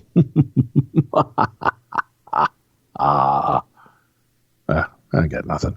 I don't hear the EVP. And I love EVP. It just sounds like somebody's like one of those things. Well, you know what I'm saying, Tim? She's crafty. She's just my type. That's what the Beastie Boys would say anyways. Oh, nice. Well, since we're talking about haunted objects, Tim. Yeah. A haunted painting. That's how this article starts off. This is the headline. Haunted painting. Not painting, Tim. The headline is misspelled. Oh. Yeah. What is happening to our world? Articles. I have to edit every article I read because there's misspellings in every article now. Haunted painting found in Brighton could be a voodoo queen. A haunted painting that terrified a woman for years after she found it abandoned in Brighton could be the portrait of the voodoo queen, Marie Laveau. Facebook users have been quick to warn the painting found dumped by the side of a commercial property could be that of Marie Laveau. The dedicated practitioner of voodoo was renowned in New Orleans in the 1800s for her powers and magical abilities. The woman of astounding beauty looks very similar to the woman portrayed in the painting found by Mel Hamilton. Mel decided to save it from being thrown away with the rubbish and took it home, a decision she now regrets. She said that within days of reframing and hanging it, paranormal activity began. Dark and unexplainable paranormal activity happened frequently in the flat. The TV would change channels by itself and doors would open and slam shut. That's dark and unexplainable? That's just more annoying and irritating. Isn't it ironic? On one occasion, Mel was awoken by the sounds of keys opening her door. There's nothing more dark and unexplainable than keys jingling. Facebook user Billy Vortex in the Paranormal Hauntings group said, "They're right. That's Madame Laveau. If it is possessed, it's by a demonic spirit. Burning it does not work, but you have to fill the spiritual space with something else. Don't face the mirror with the painting or another mirror or a TV screen, as they will open an even stronger portal for things to actually come through." Facebook user Jessica Winstead said the painting itself reminds me of Marie Laveau. Mel claimed that once the painting was in her flat, it was as if a dark entity had attached itself to her with the intent of ruining her life. Something not uncommon to researchers. Let's see if in the rest of this article we get deeper into how it really ruined her life, because jingling keys and TV channels changing seems like you might be over dramatically posing that your life is being ruined, Tim. Just seems like your roommate's coming home. Unless it's like the last 2 minutes of The Walking Dead. Yeah. And you're about to see the big reveal, and then the channel flips over to like HGTV or something. Oh, that would be a nightmare. That'd be trying to ruin my life. Yeah, flip my house. Here we come. She said things got really, really unbearable. There was so much activity, I just didn't want to live there. The energy in it was just so bad and so dark. I was a nervous wreck and covered in crosses. I went to a meeting and tried to sound rational, but nobody believed me. 3 years after she discovered the portrait, she had had enough, convinced it was the source of the dark energy in her life. She got her son to throw it out, and almost immediately after it was removed, the activity stopped. 3 years? It took her 3 years to decide she's got to get rid of that painting? Well, some people are a little slow on uptake when it comes to art, Dave. They appreciate the fine nuances of a painting, Dave. They hold on to the beauty and the nuance of a fine work of art. I guess. I just, but if it's bringing, dark, ominous, terrifying key jingling or remote control changing ghosts, Tim, when will the madness end, Tim? When will the madness end? Oh, but Dave, Marie Laveau may have a message for us. It might be in a Parquet commercial or Parquet. or Hey, we've got an audio daily double. You want ghost stories? We got ghost stories. Lawrence Llewellyn Bowen, who says that his house is haunted, Tim. He must be a celebrity overseas. I'm not familiar with him, and he has a very pretentious accent, and he looks a lot like a guy trying to look like Al Pacino. But that's neither here nor there. Let's go ahead and listen to that audio daily double as he talks about the ghosts in his home. We live in a 17th century house in the Cotswolds, which theoretically, I mean, when we bought the house, everyone said, well, you know, it's very haunted, don't you? To the extent that everybody in the village was saying, you haven't bought the haunted house, have you? It was a joke, what, you in the haunted house? And first couple of weeks, we'd have a lot of people coming around to measure up for curtains and goodness knows what builders. And they'd forever be running down the stairs, having felt a difficult or unearthly presence. Cold spots, apparently, was a bit of an issue. And so one of the worst places, we've now turned into my wife's handbag store. And I feel that possibly most of these 17th century ghosts are now trapped in her Lulu Guinnesses. But certainly I think a lot of our spectral visitors just got frightened away by my wallpaper choices. right. Maybe Judd Nelson. Maybe that's who he kind of looks He like. does look like Judd Nelson. Judd Nelson. So that's Lawrence Llewellyn Bowen. So in the most haunted room, we made it our purse selling room. Your clutch. You can buy a poltergeist clutch. The wife's handbag store. Quite. Right. Right. Right, you are, Commander. Jack Osborne got more than he expected when he took on the new TV series Fright Club. He's become more curious, Tim. Has he? Yeah, you heard me. He's bi-curious. I mean, Bigfoot curious, Tim, is what I meant to say. Right. Bi meaning ghosts and Bigfoot. Now, Jack Osborne is hosting a paranormal party with the Ghost Brothers for their new Discovery Plus show, Fright Club. I don't know why I channeled Oprah there for a second. I don't know. We're giving away ghosts? I wish. Each episode has them breaking down videos and talking to experts to outscare each other. In one episode, the guys took a look at one of the most infamous paranormal creatures of all time, Bigfoot. Hey, everybody, it's me, Bigfoot. Jack Osborne. Would you like to hear my Jack Osborne impersonation? If you have one, sure. I think after doing this show, I've become more curious about Bigfoot, Jack told Access Hollywood's Sibley Scholes. I watched so many Bigfoot clips doing this, and I'm like, there's something to this, because there's some things that we saw which are like, that's not human, that's not an animal. Fright Club is streaming now on Discovery Plus. Thank you. Spot on. You know what? You have to be careful because when doing his accent, he's got a very subtle, polite English accent, unlike Ozzy's stammering. Well, you know, he spent more time here in America than over in Britain. Over in Merca? Yeah. Yes. So you have to capture that subtlety when you're doing his Rolf the Dog Bigfoot. Why are you calling him Rolf the Dog? Dude, that's almost a spot-on imitation of. I'm not calling him that. I'm saying that your affectation is very Rolf the Dog Bigfoot. I don't know what you're saying. You're just so jealous of my amazing skills at different imitations that are spot on. No. Bigfoot. Hey, everybody, it's me, Bigfoot. Mm-hmm. Lucifer. Hey, everybody, it's me, Lucifer. Okay. Jack Osborne. Hello, everybody, it's me, Jack Osborne.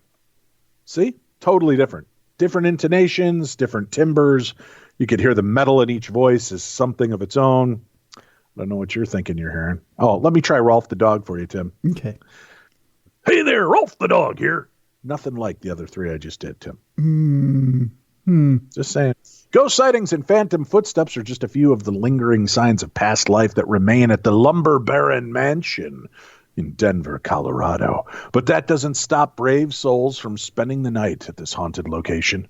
In fact, the Denver Mansion attracts true crime hunters from all over the world who are all dying for their own chance to witness paranormal activity. It has an eerie past, the old haunted Lumber Baron Inn. The mansion was originally built in 1890 overlooking a mining camp. It started as the grandest house in the neighborhood. Housed? It's one of them houstes, Tim. Plural. Yeah. It's the grandest house in the neighborhood, but after several decades and changes in ownership, it became a rundown tenement building. In 1970, 2 murders took place inside that remain unsolved to this day. The city condemned the mansion back in 1991, but it was instead restored and brought back to life as an inn. Although it was restored from its dilapidated state, the 8,500-square-foot mansion still boasts the building's original grandeur. The oak staircase remains the original 1890 structure. The Scottish immigrant who built the home made sure every fireplace mantel included distinct carvings and fine details. Lavish parties were once thrown in those parlors back in the 1800s, and hundreds of years later, they still serve as places for guests to mingle. The current staff even throws murder mystery-themed dinners from time to time. The host of this Airbnb has dubbed the spot in the front parlor as the selfie chair. The vintage-looking nook definitely gives off haunted vibes. The Lumber Baron Inn and Gardens is an award-winning bed and breakfast. The original Victorian details earned the Lumber Baron second place in the nation from the National Trust for Historic Preservation. It's full of secrets, though, Tim. No. Besides the spirits that are said to exist behind the building's walls, there are others, hidden remnants of the past. During your visit, be sure to ask to see what secret library bookcases might reveal. The Valentine Suite is supposedly the most haunted room in the entire mansion. The double murder occurred right outside its door, and the hotel staff have confirmed a paranormal presence in the same spot. If you can get past the creep factor, the room features a private bath and a big jacuzzi. Ooh, The Victorian Mansion is the convenient location in the Potter Highlands neighborhood. Guests can book their stay through Airbnb or directly on the inn's website.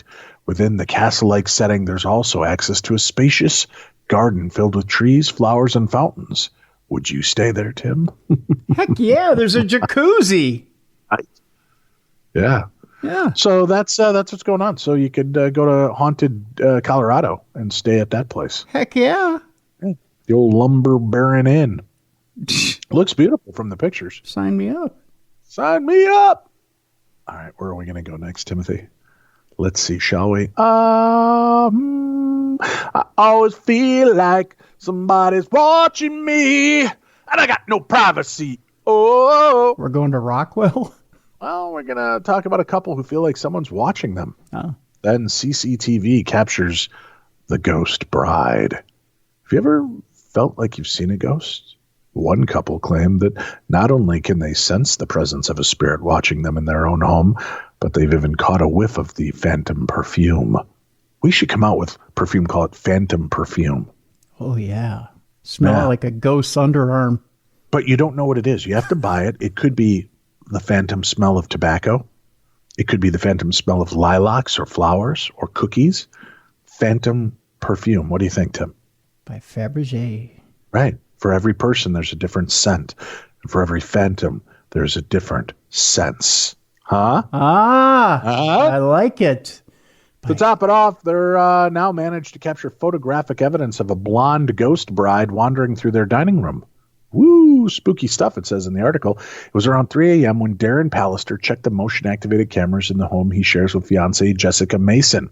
And he says he nearly fell out of bed when he saw the ghostly image. I suppose you would, wouldn't you? Almost fall out of bed seeing a ghost. Many believe the image shows a fresh-faced figure wearing a wedding dress as she stands between a dining room table and cabinet staring blankly towards the patio windows. He insists Jessica was asleep when the image was captured at 12:34 a.m. early last month on the 2nd of January. So it's left the paranormal skeptic convinced it's a ghost. I don't see blonde. I see a brunette or a dark-haired woman. Darren and Jessica, both age 27, recently installed cameras around the house to monitor their Frenchie pups. And now they feel they've got another resident to keep track of. It's a pretty cool picture. I'm going to tell you. Where could people see this, Tim? Boy, if people were interested in this article and seeing this photograph of the ghost, boy, if only there was a place they could go. Yeah, it's too bad there isn't, though. Yeah. Oh, there is, Tim. Oh, darknessradio.com. Click on the news tab. You'll find the news under today's topic. Darren from Aintree, Merseyside said, I was scrolling down through the motion notifications and I nearly fell off the bed when I saw it. I thought, that's mad. And I woke Jessica up and showed it to her. She couldn't explain it either. It couldn't have been Jessica because she was asleep and it looks like she's got a bit of a fringe to her and Jess doesn't. Some mates were messing around and saying it is Jess, but I can guarantee it's not. The clothing looks off the shoulder, and she hasn't got any pajamas like that either. The next day I started messing with the contrast and sharpness on my iPhone, and when I did, you could really see the face coming through, and that's when I knew that it was indeed a person. Darren continued, ever since we moved into the house, we've said you can feel like there's something here. Oh, Commander! What? I find it hard to say because I've never believed in anything like that. Jess will go to bed and I'll be playing at the PlayStation and I'll feel like there's somebody watching, sitting in the living room with me, judging me silently. You can get a dead sweet smell as well. No sooner as you breathe in and out, it's gone. It's like a perfume. Sometimes I've often thought it's wax melt, but then none of them are turned on. Well, I'm turned on. Oh, yeah, baby. Well, I'm convinced. Darren is now hoping to get in touch with a local historian to shed light on the situation because he says his landlord isn't aware of any deaths on the property and is as baffled as he is. Darren, a carpet and upholstery cleaner, later posted the original Facebook or image on Facebook alongside a post which read, I've never been a believer of ghosts. And that, but to me, Jess and I have said that sometimes we feel like someone is around us. Every now and then you get the feeling like something is over your shoulder. I've looked back through our camera. That's in our dining room. And what the motion sensor has picked up on. Seen this, it's picked up on something that looks like a person.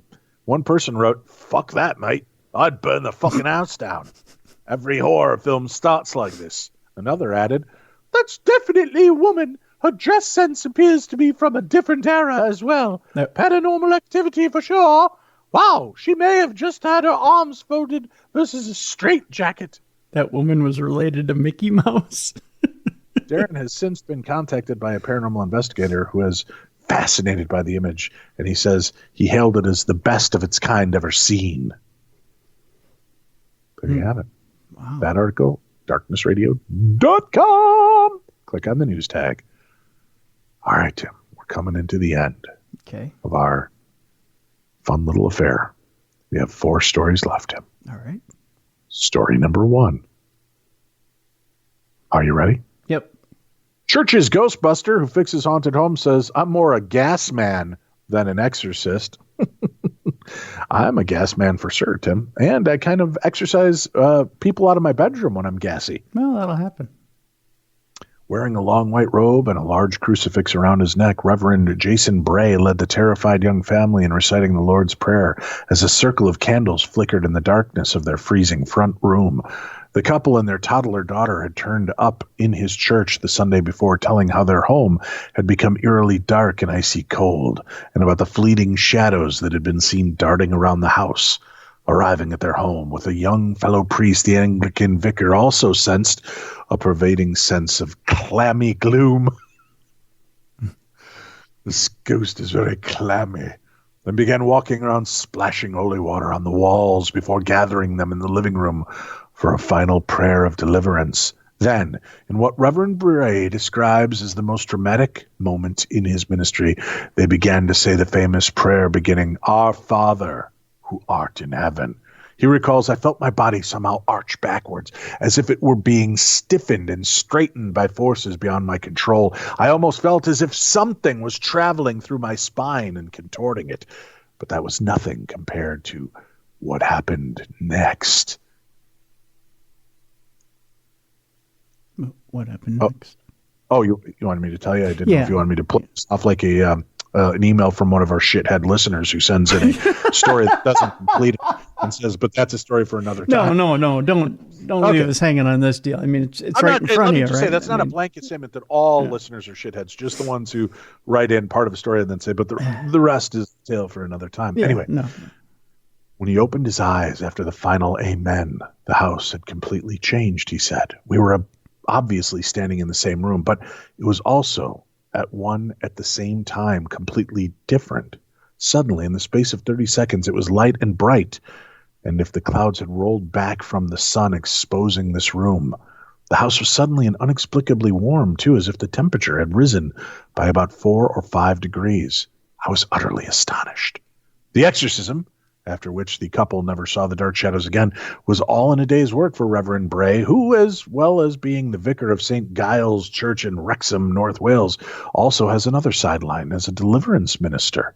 The married 51-year-old describes himself as your quintessential vicar, the guy in the long dress and poncho who stands out at the front of the church and tells you God loves you. But he has also spent 2 decades visiting the haunted homes of people desperate for help to get rid of their ghosts and spirits and poltergeists. And while he insists Anglican clergymen like himself who have been trained and given special permission to deal with the paranormal are surprisingly common, Reverend Bray has documented his experiences in a new book called Deliverance.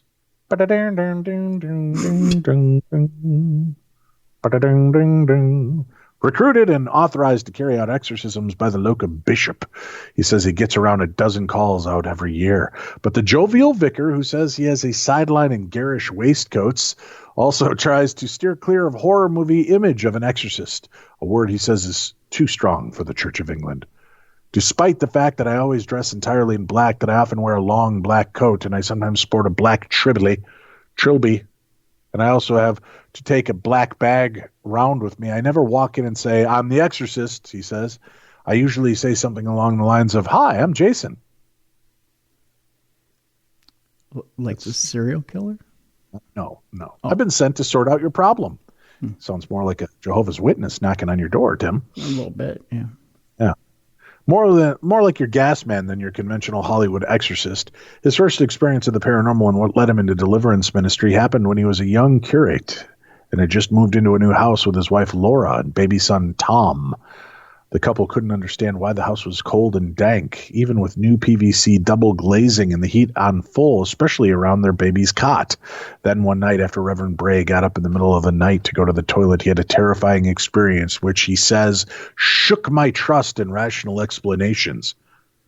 That's what I'm going to call it for now on when I get up in the middle of the night to go to the bathroom. My wife goes, where are you going to go? I'm going to go shake my trust in rational explanations. Sometimes twice if there's really quite a bit. Right. Yeah. He recalls having washed my hands. I turned towards the door. It was closed, but I sensed there was someone standing on the other side, staring straight at me. A prickling sensation ran through me from top to bottom. It was just a sense. It was a concrete vision. He, and I knew it was a he, was about my height, wearing a wooden mask. The mask had holes cut out for eyes, which were drilling into mine.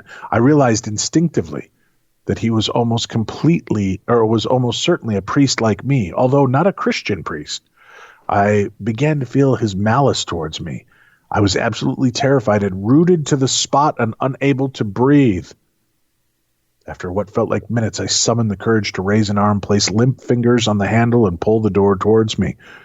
There was nobody there. Never tell people that you had your hands on your limp handle as you walk out of a bathroom, Tim. Reverend Bray told the parish vicar, who turned up at his home the following day to bless the house and sprinkle holy water. He said the change was instant. It was during his next placement at Newport Cathedral in South Wales that he started to join the trained deliverance minister on exorcisms before gaining the necessary experience and training to be taken on the supernatural activity on his own. And although he talks through their problem with each parishioners before heading out, taking his trusty bag containing holy water, salt, candles, and a crucifix, as well as vessels to celebrate Holy Communion, he admits he never knows what he'll find until he knocks on their door.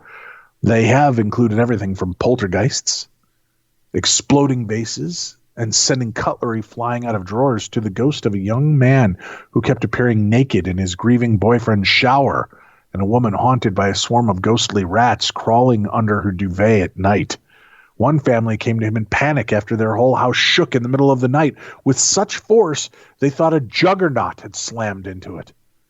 The couple and their teenage son and daughter had only just moved into their new house, and strange things had started to happen, classic signs of poltergeist activity, such as shoes moving around, seemingly on their own.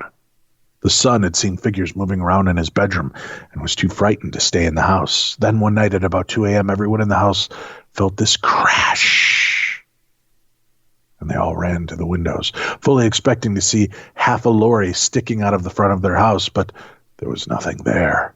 Reverend Bray discovered now that the deceased elderly couple who had lived there before them, the wife had a particularly bad temper. She had adored the house, but the new owners had completely gutted and rebuilt it. Again, after praying around the house and saying the Lord's Prayer in the living room, the apparent hauntings stopped. He said he believed that the previous owners may have found a way of holding on, maybe in the fabric itself of the home, which had been so cruelly ripped out. The priest says he deals with three main types of supernatural activity: poltergeists, place memories, and true hauntings. Poltergeist activity, contrary to the film of the same name, is not evil spirits or ghosts of the unquiet dead.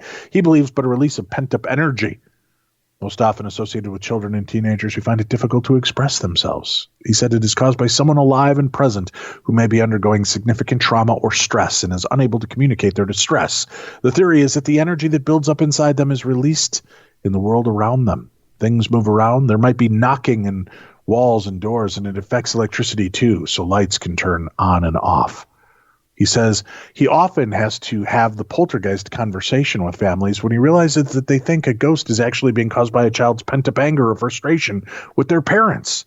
Reverend Bray calls other common phenomena he sees place memory, which he believes is that of an event in the distant past which has been etched into the fabric of a building and is often triggered by building being worked on or work being carried out. One example is the Roman soldiers often seen roaming through the basement of the house next to York Minster, or the ghosts of monks and nuns people have seen in Borley Rectory in Essex. There is no attempt to communicate with the living. It's almost like watching a film. The ghost isn't really there in any real sense. Whenever I deal with these, I'll ask the person if they've had any major structural work done, and they almost always say, "Gosh, how did you know?" A true haunting is when there is an attempt to communicate with the living. It can be very frightening indeed. He says, that was the case of my friend Pete, whose dead boyfriend Craig kept appearing in the shower and spare rooms.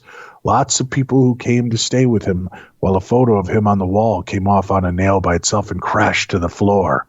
He wasn't particularly bothered by his presence. His main concern was that he should move on. The other people were terrified out of their wits. But not every haunting, Reverend Bray is called to, turns out to be anything otherworldly.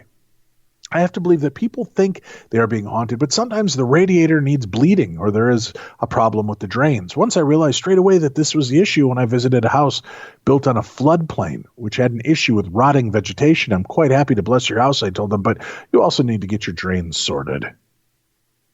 Deliverance by Jason Bray is published by Hodder and Stoughton, and it's out and available now. Guess who I'm going to reach out to get on the show, Tim? That guy. I want Reverend Bray. Reverend Bray. Well, we're going to go from an exorcist in England, Tim, to two Irish nuns caught flouting COVID restrictions to attend an exorcism. Oh, those randy nuns. Ignoring COVID restrictions to go help out on an exorcism. That's how stubborn and ignorant of them. That's a great punk band name, Randy Nuns. Yeah. A pair of Irish nuns were busted violating coronavirus pandemic restrictions to attend a quote-unquote exorcism for Ireland's leaders, according to a report. Sister Irene Gibson and Sister Anne Marie traveled across the Emerald Isle to expunge supposed evil spirits of the President of Ireland and the nation's top lawmakers, according to the Irish Examiner. But their habits flouted lockdown measures, which banned residents from traveling more than 5 kilometers from their home. The December 8th exorcism expedition from Cork to Dublin was about 135 miles. The deliverance of the Adale Irian, a body of the Irish legislature, was followed by an outdoor mass attended by 70 people. Under Ireland's lockdown rules, no more than 15 people were permitted to assemble outdoors at the time. You tell that to God, lawmakers. A video of the exorcism shows Father Giacomo Bellini of the splinter group, the Society for St. Pius Resistance. Well, what did you expect? When you have nuns from the resistance, they're not going to follow your stupid rules.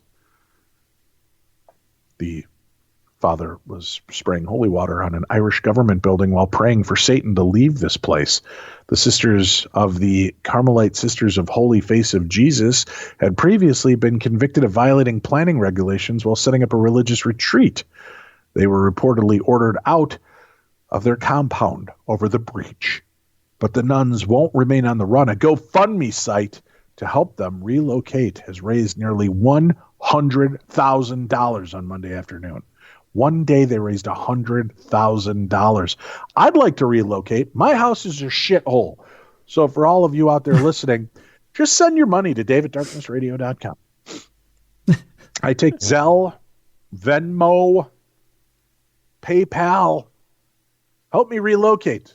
This is a money pit, soul-sucking, heart-wrenching, destructive house I'm living in, Tim. I don't even think it has anything to do with ghosts or poltergeist at this point. I just think that the previous owner was a dick. What? He hid a lot of things from me. Lots of things. Every month I have a pipe burst or I have bad wiring, and every time I have an expert come in, they unveil some new, holy shit, how did you survive in this house this long with this problem? And then they show me some Frankenstein together mishmash the former moron put together in the house to fix something quickly. Mm-hmm. So I'm living in a ticking time bomb. Help me relocate, folks. Send me to go live with Irish nuns. I'll help exercise spirits. Send me to live with Irish nuns. That's right. I'm all about it. Huh. Interesting. Tim. Yeah. 2 stories left. That's it. Okay. That's it for this week's edition, Tim. Okay. Scientists. This is pretty exciting news. Mm-hmm. This is cool. Well, I got to tell you, one of my favorite movies in the 80s was a movie called Dreamscape with Dennis Quaid. Did you ever watch that movie? It's been a while, but yeah, I believe I've seen it. Right, with Eddie Arnold, who's like a president or senator or something. Yeah. And Dennis Quaid can enter people's dreams. Yeah. And help people dealing with problems. Mm-hmm. Well, international scientists have unlocked a new and exciting avenue to explore the world of dreams. Scientists achieve real-time communication with lucid dreamers. Humanity has been able to reach distant vistas, such as the moon, the deep oceans, and the wild expanses of Earth's poles. Now, scientists have made a new breakthrough in the exploration of a very different type of frontier, the hallucinatory world inside dreams. An international team of researchers was able to achieve real-time dialogues with people in the midst of lucid dreams, a phenomena that is so-called interactive dreaming, according to a study published on Thursday in Current Biology. And there is a link for that study in the article. So again, Tim, I'm going to put that article up, Dave at darknessradio.com, under the news tab. Participants in the study were able to correctly respond to questions such as simple math problems while they were deep in the throes of rapid eye movement, sleep. The researchers reveal a relatively unexplored communication channel that could enable a new strategy for the empirical exploration of dreams, the study reports. There are studies of lucid dreamers communicating out of dreams and also remembering to do tasks, said Karen Kalanki. Chili con carne? God, my brain completely went full-on drooler there. Karen Kinkoli, a PhD student at Northwestern University and first author of the paper in a call, but there's a fairly limited amount of research on the stimuli going into lucid dreams. One thing that surprised us is that you could just say a sentence to somebody and they could understand it just as it actually is. Kinkoli and her colleagues recruited 36 people to fall asleep in laboratories located in the United States, France, Germany, and the Netherlands, with the aim of entering a lucid state in which the person was aware that they were in a dream. The study included several experienced lucid dreamers, including one individual with narcolepsy, as well as people who were less familiar with this type of dream. The researchers verified that participants that had entered REM sleep by placing electrodes next to their eyes, on their scalps, and on their chins by measuring activity such as brainwaves and eyeball movement. Sleep experts can determine if a person has entered this deep sleep state. Some of the participants were then asked to confirm that they were in a dream with prearranged ocular response in which they move their eyes in a specific left-right pattern. These eye signals, along with facial contortions, were used as a means of communication during the sleep sessions. For instance, the researchers asked a 19-year-old American participant to subtract 6 from 8 while he was in a lucid dream, and he correctly signaled the answer 2 with 2 eye movements from left to right. Then asked again, he repeated the correct answer. Roughly 18% of the trials resulted in this level of clear and accurate communication from the dreamer. 17% produced indecipherable answers. 3% ended with incorrect responses, and 60% did not provoke any response at all. I'd be that 3% that gives incorrect answers because I don't know math very well, Tim. What is 4 plus 2? 42. My eyes would be rolling back and forth 42 times. It's amazing to sit in the lab and ask a bunch of questions, and then somebody might actually answer one, High colonic said, in such an immediately rewarding type of experiment. You don't have to wait to analyze your data or anything like that. You can see it right there while they're still sleeping. What's more, many participants were able to recall their interactions with the researchers after they woke up, with individuals reporting that the prompts sounded like a voice-over narrator or a radio speaker that was clearly coming from outside their dream. We've all had the experience of waking up from a vivid dream only to feel as if its fragmentary details are rapidly receding into our waking minds until we can no longer recount its events. Along those lines, some individuals remember different questions and answers after they woke up, the ones they received or gave in the dream, highlighting the difficulty of accurately reconstructing dreams once a person is awake. The team plans to build on this study with more experiments that will probe the possibilities of a two-way communication with lucid dreamers. How does that help us? Okay, you're in a dream, and you can tell me about your dream. What does that do? I mean, it's interesting, but have you ever had a dream like where your radio's playing in the background or something, and the music starts bleeding into your dream? Yes. Yeah. All the time. In fact, sometimes I'll fall asleep and I'll have my iPad on and I'm watching like TV, and the TV sound will go into the dream, but it'll irritate me. And I'll wake up. Yeah. All right. We're at our final story. But before we do that, let me just say to you, my fellow listeners, my friends across the world, my son, firefighter Cliff Schrader, is doing the plunge for Special Olympics again this year, taking that deep dive into the icy waters of Minnesota to raise awareness and much needed funds for the Special Olympics. If you'd like to help, any size donation, $1, $5, $10, $20, $50, $100,000, whatever you want to make a donation for, it goes a long way for these special athletes in their training, their travel expenses, and in their outfits. So if you could make a donation, it would be great. We have a lofty goal this year of $10,000, and I know with COVID it's going to be tough to get there, but I have faith in our audience, and I know we've got a huge audience around the world. Literally, if just everybody donated $1, we would have almost $1. No, we'd have hundreds of thousands of dollars for the Special Olympics. But all we're asking is for $10,000. So if you can help out by making a donation, just email me, dave@darknessradio.com, and tell me Polar Plunge or Special Olympics, and I'll send you that link. We've had people doing that. I appreciate it. So does my son Cliff. So thank you for doing that. Again, dave@darknessradio.com. Email me, and I'll send you the link, and you can make that donation. Tim, this final story has got me nervous. Okay. An Indonesian woman claims she was impregnated by the wind while praying. What? Sounds like a lot of hot air. Wait a minute. Where were you? Were you anywhere near this woman? I'm afraid. What if it was one of those moments I was like stretching naked out in the backyard? And, just, I don't know.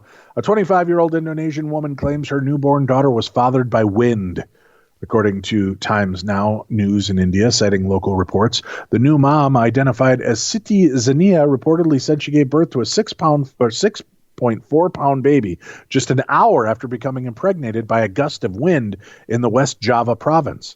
According to the New Times Now report, Zania was in her living room when a breeze passed through. After afternoon prayer, I was laying face down and I suddenly felt a gust of wind enter my vagina. Whoa. Local media quoted Zania saying. She said that 15 minutes later, she started feeling that what were apparently labor pains and went into a medical clinic where a healthy baby was delivered. The clinic's director, Aman Suleiman, reportedly speculated that Zania was already pregnant but didn't know until she gave birth. A law enforcement official put out a statement intended to make sure the community was aware of the confusing news, but was being looked into by authorities. We don't want this matter to foster wild rumors among the public, the police spokesman said. Meanwhile, there is a strong rush of women laying naked in their yards trying to get pregnant. But how about that? You just get a breeze up your skirt and you're popping out a baby a couple hours later. Wouldn't it be great if that's how it worked? Well, I'll tell you, I've been out in my backyard for probably 2-3 years now just trying to get breeze up my skirt. Nothing's happened. You got to try harder. That's probably it. I got to practice, Dave. I guess. Yep. Well, that's it for this week, kids. We are out of news. There's nothing more to report on. There's a lot this week, but that's all that we have. We've got more stories, more of your stories to share next week on the show. And again, if you're going to send in a story for us to feature, if you could keep it to about 2 pages to 2.5, 3 pages at the most for a Theater of the Mind, we will do our best to create those gems and put them up for you to enjoy every Wednesday on the program. For Tim Dennis, I'm Dave Schrader. You've been listening to the best in Paranormal Talk Radio. We'll be back together with more of the best in Paranormal Talk Radio tomorrow. Make sure you tune in, and tomorrow live stream on our Facebook page and on our YouTube page at 9 p.m. Central. That's 10 p.m. Eastern, 7 p.m. Pacific. Holzer's Ghosts. We're going to take a look at last week's episode, Westview Manor, which was a crazy story, and we'd love for you to watch along and be a part of it with us. So if you're interested in doing that, check it out on DiscoveryPlus. Then check out our live Facebook and live YouTube show tomorrow night at 9 p.m. Central, 10 p.m. Eastern, 7 p.m. Pacific. Take care, love one another. We'll see you tomorrow right here on Darkness Radio.